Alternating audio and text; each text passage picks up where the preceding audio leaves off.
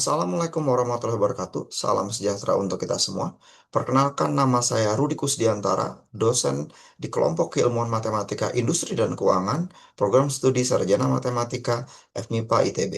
Pada video ini saya akan menyampaikan pernyataan diri terkait mata kuliah MA 1101 Matematika 1 semester 1 tahun akademik 2025-2026.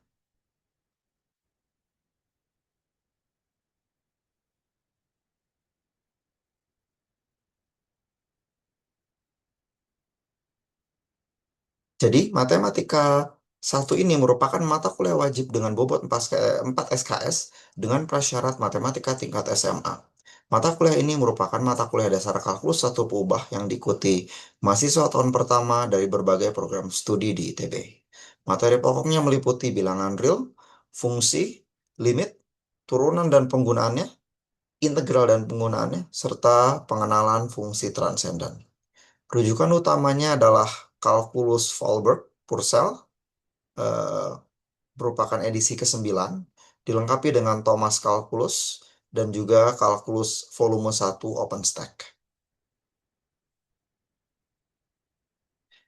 Kemudian CPMK-nya, setelah menyelesaikan mata kuliah ini, mahasiswa diharapkan mampu untuk yang pertama mengenali fenomena dunia nyata sebagai tingkat perubahan atau akumulasi perubahan dan merumuskannya dalam bahasa matematika. Kedua, menjelaskan fenomena perubahan besaran menggunakan turunan dan integral. Ketiga, menyelesaikan masalah nyata dengan kalkulus atau peubah, memanfaatkan teknologi sebagai alat bantu. Keempat, mengkomunikasikan gagasan matematis secara lisan maupun tertulis termasuk interpretasi dalam dan luar konteks matematika. Lima, menyajikan informasi matematika secara simbolik, diagram, tabel, maupun grafik. Dan yang terakhir adalah menggunakan matematika untuk menganalisis masalah lintas disiplin, sekaligus membangun sikap percaya diri, gigih, dan terbuka. Pada kuliah ini, sistem dan metode pembelajaran yang digunakan adalah secara tatap muka, didukung dengan materi digital menggunakan LMS. Metode pembelajaran yang digunakan di sini adalah ceramah interaktif dengan visualisasi konsep, animasi, dan diagram untuk topik seperti limit, turunan, dan aplikasi integral. Diskusi dan tanya jawab langsung selama kelas berlangsung. Soal latihan terbimbing untuk memperkuat pemahaman sebelum tugas mandiri. Dan yang terakhir adalah proyek mini sebagai bentuk penerapan konsep kalkulus pada masalah yang lebih kontekstual. Untuk interaksi dosen dan mahasiswa dapat meliputi beberapa jalur. Yang pertama, sesi tanya jawab yang berlangsung di kelas. Kemudian mahasiswa juga didorong aktif merespon pertanyaan konseptual, forum diskusi dan pengumpulan tugas di Moodle, jam konsultasi di luar kelas bagi mahasiswa yang memerlukan kelas tambahan, umpan balik atas kuis dan tugas agar mahasiswa mampu memahami letak kekurangan dan cara memperbaikinya. Untuk sistem penilaian ditentukan dari 5 komponen berikut. UTS dan UAS bobotnya 35%. Kemudian ada KBF, kuis bersama fakultas 10%.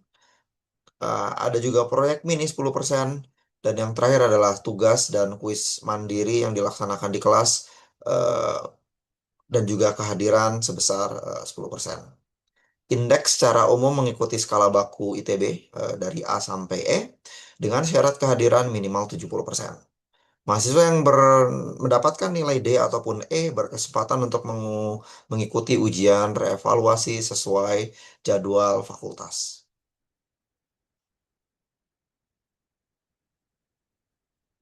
Demikian pernyataan diri saya mengenai mata kuliah Matematika 1 yang saya ampuh.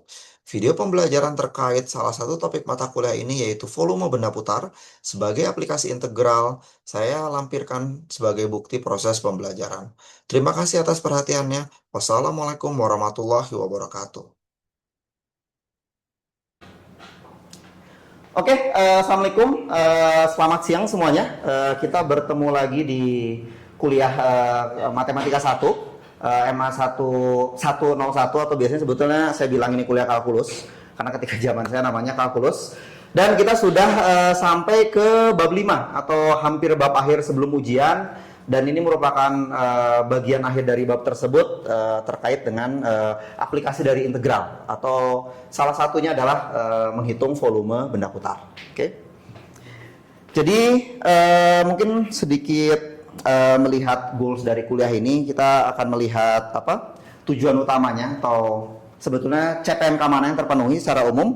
Jadi yang mau kita lihat di sini adalah kita ingin menyelesaikan atau berfokus ke CPMK 3, yaitu menyelesaikan masalah nyata dengan menggunakan kalkulus satu ubah dan memanfaatkan teknologi sebagai alat bantu jika diperlukan. Jadi nanti karena bisa saja dalam beberapa kasus karena kita menggunakan integral, dan integral itu sayangnya tidak trivial ya.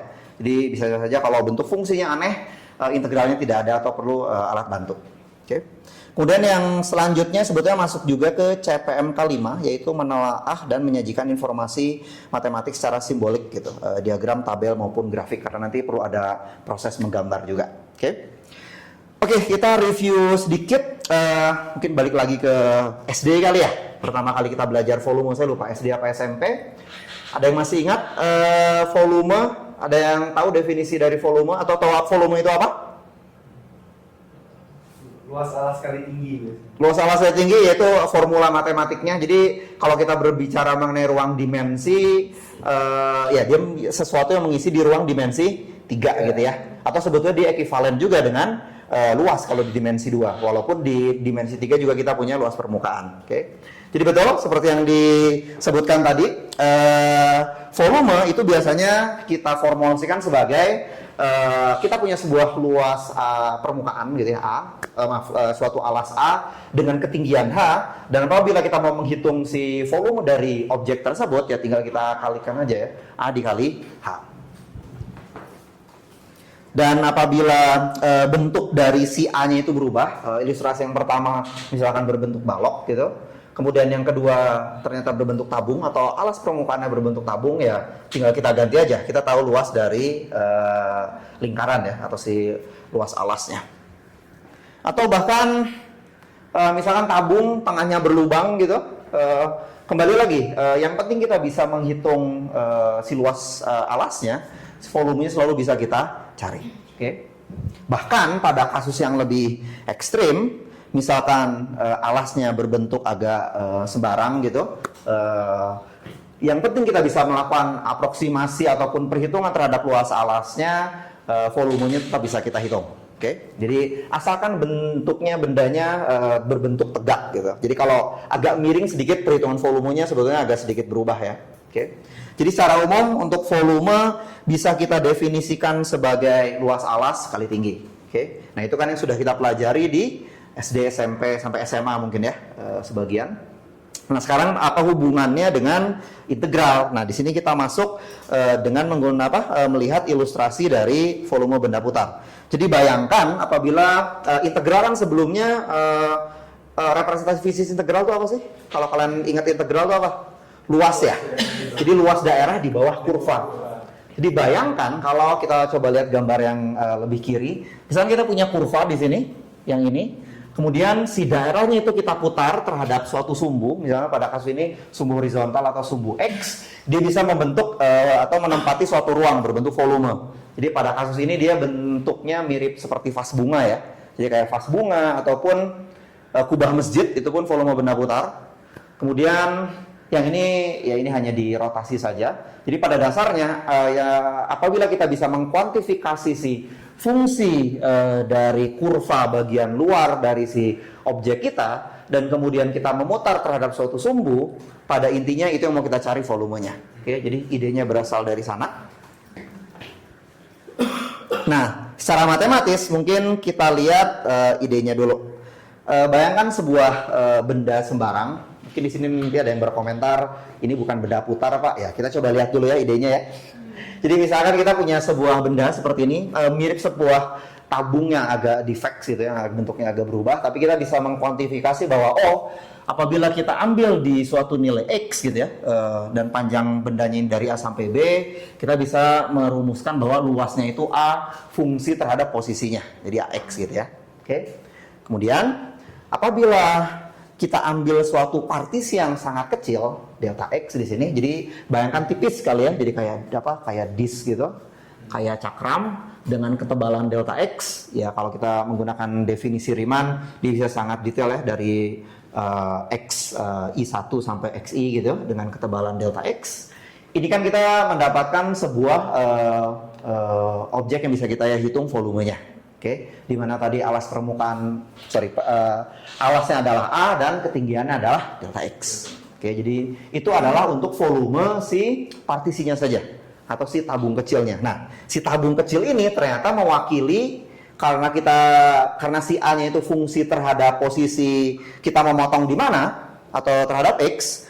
Akibatnya kita bisa menuliskan dia dalam bentuk jumlah Riemann kalau kita mau menghitung semuanya. Jadi bayangkan di titik ini kita dapat XI gitu ya. Di sini XI-1 dan seterusnya. Karena I-nya itu sembarang dari 1 sampai jumlah diskretisasi A sampai B, artinya semuanya bakal similar gitu bentuknya. Oke. Dan apabila kita mau menghitung total volumenya, artinya kita menjumlahkan si tabung-tabung tadi.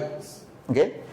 Dan dari integral yang sudah kita pelajari jumlah Riemann, apabila delta X-nya ini menuju 0, ini bisa berubah menjadi integral, di mana delta X-nya adalah operator integral kita. Atau ya, bisa saya bilang sulapnya di sini ya. Jadi kita bisa mengintegralkan dari batas pengintegralan A sampai B, di mana A adalah daerah alas kita dan ini adalah ketinggiannya sebetulnya, batas A sampai B. Oke. Sampai sini ada pertanyaan? Silakan. Oke. Cukup jelas? Oke, kalau begitu saya coba lanjut. Mungkin kalau kita melihat formula agak sedikit bingung ya secara umum. Kita coba lihat ilustrasi dari contoh. Oke, kita lihat contoh pertama. Tentukan volume benda putar yang dihasilkan ketika kita memiliki daerah R yang dibatasi oleh Y sama dengan akar X. Ini hanya akar X biasa ya, mudah harusnya. Kemudian ada sumbu X, garis X sama dengan 4 dan dia diputar terhadap sumbu X. Langkah pertama apa yang perlu kita lakukan? Menghitung volume benda putar atau integral? Integral tentu ya, adalah menggambar. Oke, di langkah pertama kita harus gambar dulu daerahnya. Jadi berikut adalah gambarnya. Jadi yang pertama batasnya adalah Y sama dengan akar X yang ini ya. Oke. Kemudian kita punya apa lagi? Sumbu X di sini. Terakhir adalah batas X sama dengan 4 di sini ya. Jadi ini daerah tertutupnya. Kemudian selanjutnya dia diputar terhadap sumbu X, artinya ini sumbu putarnya. Oke. Nah, karena dia sudah diekspresikan secara eksplisit bahwa dia Y sama dengan akar X, maka partisi yang paling mudah yang kita ambil adalah partisi delta X. Karena nanti pemilihan partisi bergantung dengan sumbu putar ya. Oke. Jadi itu yang pertama. Oke, jadi kita dapat bentuknya seperti ini. Jadi seperti biasa, kita ambil dulu partisinya. Kemudian kita pisahkan partisinya dan kita putar si partisinya. Bentuknya akan jadi apa? Jadi cakram tadi ya. Atau ilustrasi seperti ini. Jadi kita ambil cakram. Nah sekarang kalau kita mau menghitung volumenya seperti apa? Kita berarti perlu luasnya ya. Oke. Kalau luas lingkaran apa? VR kuadrat ya. Dengan jari-jarinya adalah akar X. Artinya berarti luas ini adalah V akar X kuadrat. Oke, dengan ketinggian atau ketebalannya adalah delta X. Jadi bisa kita tuliskan delta volumenya atau volume dari partisi ini saja adalah sebagai berikut. Oke, jadi V jari-jari kuadrat delta X kita bisa sederhanakan sebagai berikut. Kemudian dengan sulap yang saya bilang tadi atau menjadi jumlah Riemann untuk total semuanya. Mungkin yang bagian sigmanya saya skip ya, karena kita bisa langsung tuliskan. Kita integralkan dari batas daerah ini terdefinisi, yaitu dari 0 sampai 4. Oke, dengan integralnya adalah fungsi yang kita miliki tadi. Oke, dimana karena Pi ini konstan, bisa kita taruh di luar integral ya. Dan berikut adalah hasilnya. Oke, sampai sini jelas? Ada pertanyaan? Jelas. Oke, saya lanjut. Jadi itu kalau kita putar terhadap sumbu X. Nah sekarang mungkin sedikit merubah orientasi. Ini contoh yang kedua. Tentukan volume benda putar yang dihasilkan ketika daerah R dibatasi oleh Y sama dengan X pangkat 3, sumbu Y, terus garis Y sama dengan 3 dan diputar terhadap sumbu Y. Oke. Jadi sebetulnya ini pada intinya sama. Untuk soal seperti ini sangat prosedural. Jadi langkah pertama adalah menggambar pastinya. Jadi kita gambar karena ini hanya polinom seharusnya mudah. Ini polinom si Y sama dengan X pangkat 3 tadi ya. Kemudian ini batas Y sama dengan 3. Dan kemudian ini si sumbu Y ya. Oke. Kemudian karena sumbu putarnya adalah sumbu Y atau sumbu vertikal, maka kita harus mengambil si partisinya adalah delta Y. Oke. Dengan cara yang sama, kita ambil partisi ini, kita putar, kita akan mendapatkan suatu cakram yang apa? Ya tadi kan cakramnya miring ya, sekarang cakram kita taruh secara mendatar. Dan dengan cara yang sama kita dapat ini jari-jarinya. Nah, mungkin sebagai catatan, jari-jarinya karena kita punya partisinya adalah delta Y, sekarang kan fungsinya harus dinyatakan dalam fungsi Y juga kan? Sedangkan awalnya batasnya didefinisikan sebagai fungsi terhadap X. Artinya kita memerlukan inverse-nya. Oke, makanya di sini didefinisikan X sama dengan akar apa? Akar pangkat 3 dari Y atau Y pangkat sepertiga. Oke. Oke, kita dapat karena sebetulnya yang mau kita cari di sini cuma satu, yaitu si jari-jari saja kan? Ya, jadi yang tidak diketahui itu hanya jari-jari. Semuanya bisa di-plug-in ke formula.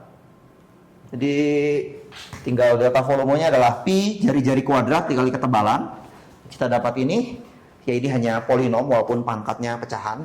Favorit dari mahasiswa ya. Susah ngitungnya maksudnya. Ya, hanya kita harus deal dengan perhitungan ini saja, pecahan saja. Jadi karena hanya polinom biasa, seperti biasa berubah menjadi bentuk integral gitu ya. Nah, hati-hati sekarang karena dia variabel Y, artinya yang perlu kita lihat adalah batasnya dari 0 atau dari sumbu Y-nya dari 0 sampai 3. Oke. Sisanya hanya integral dari polinomial. Oke. Jelas sampai sini? Oke. Oke, saya lanjut yang selanjutnya. Nah, pertanyaannya sekarang bagaimana apabila bendanya itu berlubang bagian tengahnya atau ada apa? Ada bagian yang apa kosong gitu ya. Nah, ini dinamakan metode cincin, yang sebelum itu cakram karena ya cakram juga cincin yang tidak berlubang sebetulnya. Jadi bisa kita apa? Dengan ide yang sama. Jadi kalau kita bayangkan sebuah disk ataupun cincin yang tipis gitu, kalau sebelumnya kita menghitung jari-jari totalnya saja, sekarang bagian yang berlubangnya ini ya tinggal kita kurangi si volumenya. Oke, jadi si tabung bagian dalamnya kita kurangi. Maka dari itu luas alas kali tingginya akan berupa pi dikali, sebetulnya ini sudah agak disederhanakan, volume tabung besar dikurangi volume tabung yang kecil. Oke, cuman ya kita keluarkan si ininya, si pi dan h-nya ya, supaya lebih sederhana. Oke, kita coba lihat contoh. Tentukan volume benda putar yang dihasilkan dengan memutar sebuah daerah dibatasi oleh Y kuadrat, Y sama dengan X kuadrat, maaf, sumbu Y dan Y kuadrat sama dengan 8X diputar terhadap sumbu X. Oke, jadi berikut adalah plotnya ataupun gambarnya. Langkah pertama kita punya si daerahnya dulu, gambar. Ini hanya polinom semuanya, cuman hati-hati ada yang apa? Ada yang perpangkatan pecahan ya. Oke. Nah, mungkin yang perlu kita cari selain dari gambar itu adalah perpotongannya. Jadi perpotongan dari si kurvanya karena tidak disebutkan di daerahnya tadi, di problemnya. Oke, setelah kita dapat tadi diputar terhadap apa? Sumbu X ya. Oke, terhadap sumbu X. Karena kita mau memutar dia terhadap sumbu X. Nah, untuk metode cakram dan cincin ini dia harus tegak lurus terhadap sumbu putar. Artinya kita harus memilih dalam delta X atau semua fungsinya adalah dalam variabel X nantinya yang kita integralkan. Oke, jadi yang perlu kita lihat langkah pertama adalah jari-jarinya dulu. Ini kan sumbu putarnya di sini. Berarti kita punya dua jari-jari. Jari-jari luar dan jari-jari bagian dalam. Yang terbesar, yang terkecil.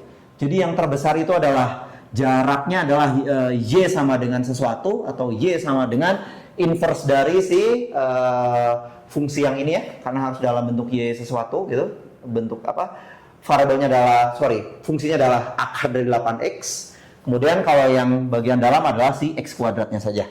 Oke, jadi makanya gambarnya penting untuk menentukan mana yang ada di bagian luar. Oke. Kemudian diputar, ilustrasinya jadi seperti ini. Dan kalau kita masukkan ke dalam rumus, kita punya P dikali R yang besar dikurangi R yang kecil, dikuadratkan masing-masingnya, jangan lupa ya. Dan ya pada kasus ini si bentuknya relatif sederhana. Dan jangan lupa karena kita terhadap X, berarti batasnya juga harus terhadap X. Oke? Sampai sini ada pertanyaan? Silahkan. Cukup? Masih aman ya? Oke, saya mau menunjukkan, oh ini hasil perhitungannya ya. Nah, tadi kan saya sempat, kalau saya tadi di awal sempat membahas mengenai kerucut atau tidak. Mengenai kerucut, kan sebetulnya volume kerucut itu kalau kita lihat kenapa ada sepertiganya. Karena kan orang-orang biasanya bertanya, tabung ya tinggal luas kali tinggi, tapi dari mana muncul sepertiganya? Menggunakan volume benda putar itu salah satu cara untuk menunjukkan bahwa si sepertiga itu bisa muncul gitu ya. Oke, jadi kita lihat dari problem ini. Sebuah area dibatasi oleh garis Y sama dengan R per H, X, kemudian ada garis lagi X sama dengan H dan sumbu Y. Tentukan volume benda putar yang dihasilkan dengan menggunakan metode cakram dan kulit tabung ketika daerah tersebut diputar terhadap sumbu X. Oke, jadi kalau kita lihat dari metode cakram dulu, jadi kita gambar dulu si daerahnya seperti biasa. Kita punya sebuah garis linear ini ya, dengan gradien R per H gitu. Kemudian ada garis X sama dengan H, dan juga sumbu putarnya sumbu X. Jadi kalau kita bayangkan, ini kan daerahnya segitiga ya. Segitiga kalau kita putar ke sini kan jadi sebuah kerucut ya. Dengan jari-jarinya adalah R, ketinggiannya ini R, kemudian tingginya H ya, segini ya. Oke, jadi itu ya formula ataupun problem umum yang dimiliki.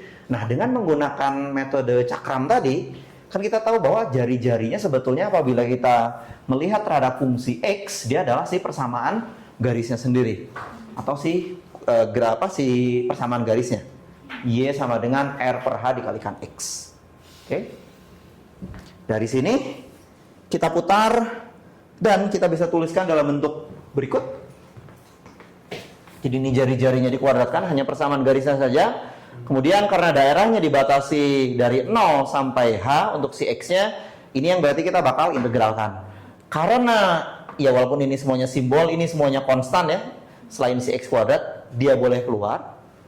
Dan karena kita tahu di situ ada X kuadrat ya, bisa langsung ditebak. Karena X kuadrat itu menghasilkan pangkat 3 gitu ketika diintegralkan, maka nanti harus dibagi sepertiga. Oke. Terus karena batasnya dari 0 sampai H ya, kita substitusikan. Makanya ini adalah formula dari volume kerucut yang kita miliki. Oke, kalau begitu karena saya sudah menjelaskan, sekarang dicoba dulu. Untuk latihan soal berikut. Sisanya tugas. Coba kita pahami dulu sih soalnya. Jadi dalam gambar berikut kita memiliki sebuah persegi panjang, persegi panjang OABC dibagi menjadi 3 daerah. Dia ada daerah R1, R2 dan R3. Kemudian di mana dia yang pertama dibatasi oleh kurva Y sama dengan X per 2 pangkat sepertiga atau yang ini ya, yang garis hijau. Kemudian garis Y sama dengan X per 2, ini yang linear. Kemudian tentukan volume benda putar yang diperoleh dengan memutar daerah yang diberikan terhadap sumbu putar yang diberikan. Dan di sini juga sudah diberikan bahwa batas Y-nya sampai 1, sedangkan X-nya sampai 2 ya. Silahkan dicoba dulu.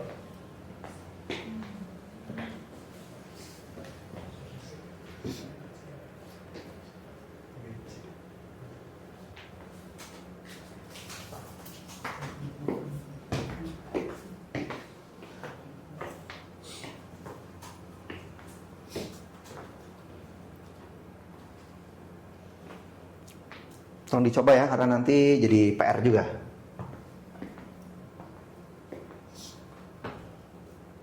Batasnya sudah betul ya. Kita coba hitung deh ya.